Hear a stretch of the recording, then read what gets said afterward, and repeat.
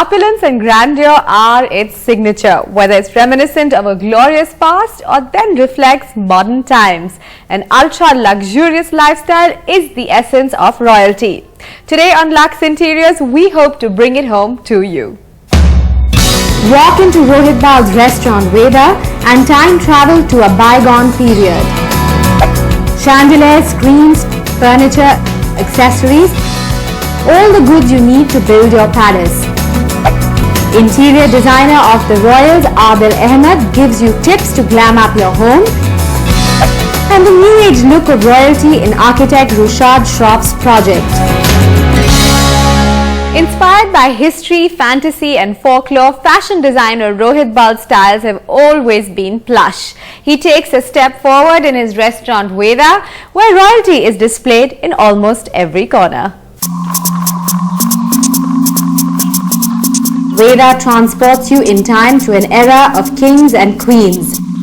From the food to the decor, the ultimate luxury is what's on offer. India has had many regimes of royalty, right from the Maurya dynasty to the Guptas up to the Mughals, and I think India has developed an incredible combination of different kinds of culture, and for me royalty represents today going back into the past. What makes the decor of Veda unique are the age-old Indian techniques Rohit has used here. It's not about only velvet and zardozi, it's really about a certain kind of elegance that royalty in India has always had. My favorite elements in Veda are the crafts that I've used from different parts of the country. We've basically done a lot of handwork here, whether it's been the mirror work or the tekri from Rajasthan, whether it's been the carved marble from Udaipur and Jodhpur, whether it's the Piatta Diora from Agra, antique terrazzo floorings. It's really about craft, and for me Veda represents Indian craft and what I feel every Indian home should have. The space, which is dominated by intricate mirror work and delicate crystal chandeliers, is contrasted with modern-day pinched leather sofas and exposed brick walls. Love the blend of old and new, heritage and present times? Here's how you could bring it into your space. Elements that I would take from Veda into a villa would be the high ceilings. I would use a certain space for the stone inlay or Piatta Diora, and I would perhaps use some of the mirrors. Because most modern apartments don't have such high ceilings, I'd restrict myself to maybe again the stone inlay work, maybe the terrazzo flooring, and maybe some of the smaller chandeliers. And I think if you have a large space, I'd probably use these Venetian mirrors.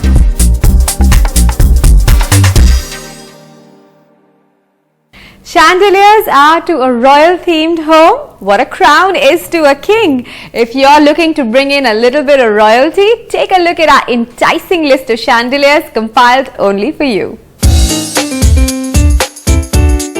The glitter of this 6-arm crystal chandelier from Beyond Design is something that cannot skip your eyes. The design is in line with traditional chandeliers and the crystal drops enhance its brilliance. The lampshades casing the light bulbs give it a feel of a candle-lit chandelier.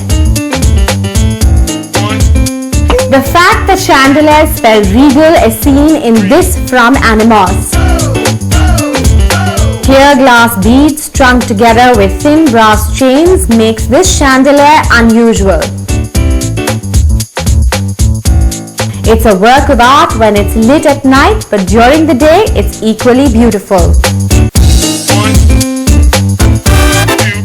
Grandeur comes in various forms and sometimes it's powder pink in color. An antique from Teher Ali's, the chandelier is very Victorian with its opaque base decorated with human forms, perfect for the colonial style home. And if you wish to bring in some French magnificence of the 18th and 19th centuries, this piece from the Great Eastern Home is what you're looking for. Made of bronze and finished in gold and sculpted women lighting up your home with their floral bouquets, this piece is as elegant as it's exquisite.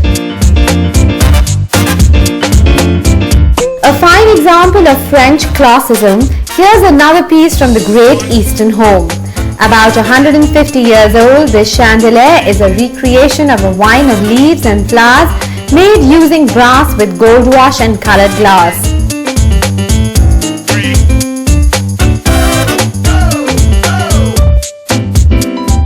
This hanging light from Via Homes is an Art Deco influenced piece that was predominant in post-colonial India of the 1950s and 1960s.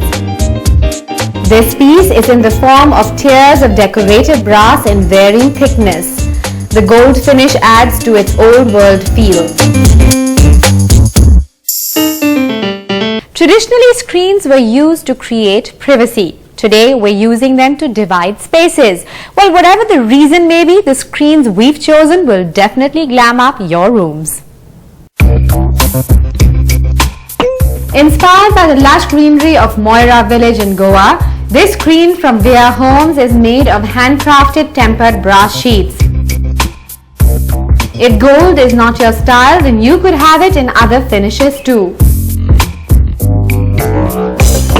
Add to your home this 110-year-old Chinese screen from the Great Eastern Home and see your home transform into a royal space. Intricate carving straight out of a single piece of birch wood, this partition placed in the right spot could be your home's crowning jewel. The metallic mirror screen from the home, it too has been designed to add character and charisma to your space. Made of Burma teak with mirror detailing, this screen acts as an ancient piece wherever you may choose to please it.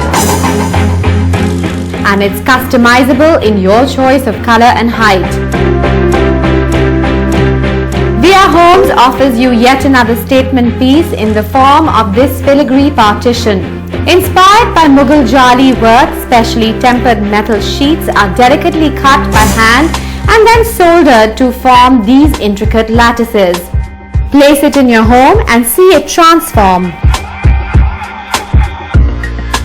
If you wish to go further back in time, you cannot ignore this 150-year-old Oriental styled partition, which makes for a regal statement piece.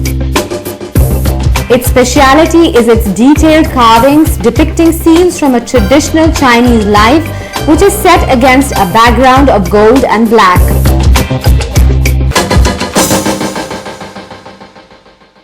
Inspired to turn your space into a palace? Well, here are some products that will do just the trick. This sofa from our house is for those who like subtle elegance. Traditional design is its essence and can be seen in the decorative carvings on the back, crown and base. Made of teak and upholstered in polycot, you can add a splash of brightness to it with cushions in contrasting colors. Bring in splendor to your living room with this yellow chair from the Big Door. Inspired from the Mughal and British period, this chair is intricately carved teak with a pure silver sheet layering. Adding a splash of brightness is the rich satin upholstery. Taking grandeur to a higher podium are these pieces from Radisson. Each piece of furniture is made of teak or oak that's handcrafted and then clad in pure silver. The upholsteries range from brocade, dupillon and velvet to complement the stately designs and carvings. And who could miss out on these pink Atelier chairs? Again from our house. Made from mango wood and silk upholstery, its stunning vintage design makes it a perfect addition to a regal setting. With a high back and broad base, you'd be as comfortable sitting in these as a Maharaja in his throne. If you had to give royalty a modern touch, it would probably look like this 8-seater dining table from Mivasa called Caterpillar. The modular table with its base in teak wood comes with a light walnut polish. The chairs add a complete twist to this table with its Parisian design and antique gold finish. And after a sumptuous meal, relax in this handsome chaise lounge from Animos. The frame is carved dark wood and the cover is hand-stitched. The Gujarati embroidered patchwork on the cover adds the much-needed pop to this piece. Here is a sofa that's a great mix of a royal look packaged into a modern design. The top of this sofa from Idis features a jacquard fabric with an A gold print. The lower pleats use a poly blend to result in what the brand calls a layered couch. It makes for a comfortable seating for three. If you thought what's in a chair, take a moment out for this one from Roche Bobois. The Sa chair in wood and white polish with an old world look is elegance at its best. What's more interesting are the butterfly print upholstery, which on a closer look reveals a 3D effect. Royals can be quirky too. After the break, meet Adil Ahmed, the designer with a royal touch.